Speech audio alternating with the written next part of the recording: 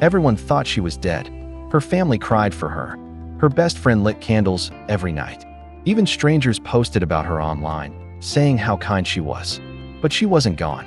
She was alive, and she was watching everything from the shadows. This is the story of how she faked her death and why she could never come back. Her name was Tasha.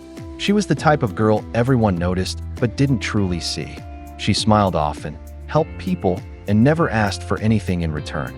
But behind that soft smile was a war. Tasha was engaged to Mike, charming on the outside, but controlling behind closed doors. He monitored her calls. He read her messages.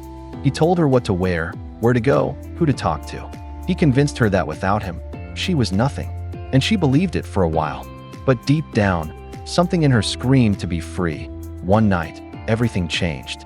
Mike found an old photo of Tasha and a male friend from school. He flipped. He yelled, broke a chair, and slammed the door hard enough to crack the frame. Then he looked her in the eyes and said, "If you ever leave me, I will end you." That was the moment she knew.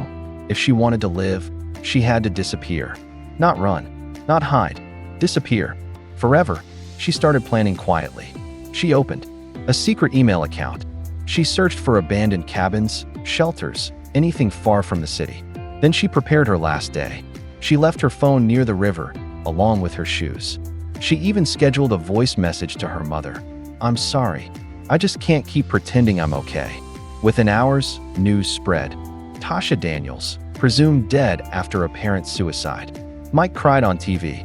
People called him a broken man. But Tasha? She was already gone. She changed her hair, her clothes, her name. Now she was Maya. She moved to a small town 5 hours away and took a job cleaning motel rooms. She said little, trusted no one, and kept her head down. But every night, she wrote in her journal, not about the past, about what freedom tasted like. It was lonely.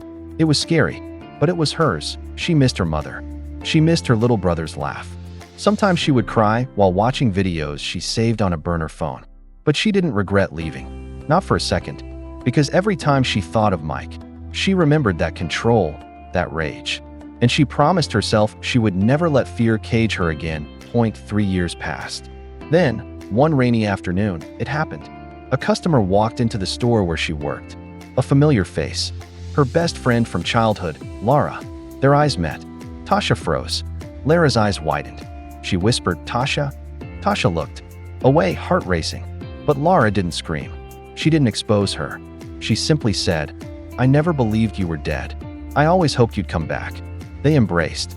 For the first time in 3 years, Tasha felt like she could breathe. Later that night, Tasha wrote in her journal, "Maybe one day I'll tell the world the truth. But for now, I'll just live." And that's exactly what she did. She didn't return to her old life. She didn't explain or apologize. She simply started again. Sometimes, disappearing isn't giving up. It's fighting back. And sometimes, survival means letting the world think you're gone, so you can finally begin to live. And Tasha? She's living. Silently. Bravely. Completely free. Asterisk if this story moved you. Don't keep it to yourself. Backhand index pointing right like this video speech balloon. Leave a comment. What would you have done in her shoes? Loudspeaker, share it with someone who needs to hear this bell. Subscribe for more real-life stories that will stay with you long after the screen fades to black.